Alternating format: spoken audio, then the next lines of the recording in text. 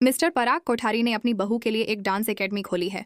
वह राही से कहते हैं कि घर के रिश्तों की उलझनों में इतने भी मत उलझो कि तुम्हारी उड़ान के सारे पंख ही कट जाएं। वे राही को अपनी डांस एकेडमी खोलने के लिए प्रेरित करते हैं। सीरियल अनुपमा में अब काफी दिलचस्प मोड़ आ गया है।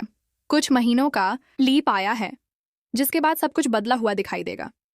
एक तरफ अनु की बेटी राही अब हाउसवाइफ बन गई है, वहीं माही प्रेम के साथ मिलकर बिजनेस संभाल रही है।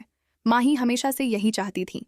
कहीं ऐसा तो नहीं कि माही का ही हाथ है प्रेम के भाई आर्यन की मौत में, क्योंकि वह प्रेम के करीब रहना चाहती थी और राही से जलती भी थी। अब तो वह अनुपमा से नफरत भी करने लगी है।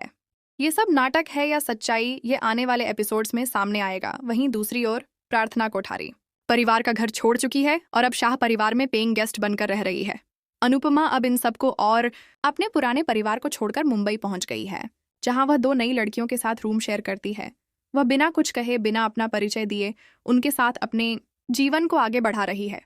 वह घरों में काम करती है और लोगों से मिलने वाले पैसों से अपना खर्चा चलाती है। अब दिखेगा कि घर में काफी कुछ बदल चुका है। शाह परिवार में अब अनु की रसोई बंद हो चुकी है और अंश सब कुछ संभालने लगा है। वहीं कोठारी परिवार में अब उनके दामाद की कोई इज्जत नहीं रही, क्योंकि प्रार्थना अपने पति गौतम को छोड़कर चली गई है। बेचारा गौतम अब इस बेइज्जती के बीच किसी डील के तहत इस घर में टिका हुआ है। राही को पराग जी कहते हैं, राही बेटा, तुम अपने सपनों को उड़ान दो। सिर्फ घर में रहने वालों के ही पंख नहीं कटा करते। तुम डांस एकेडमी खोलना चाहती थी ना, जाओ ये लो पैसे और खोलो। ये बात सुनकर ख्याति जी काफी नाराज हो जाती हैं, लेकिन प्रेम के समर्थन के बाद राही अब जरूर अपनी डांस एकेडमी खोलने वाली है।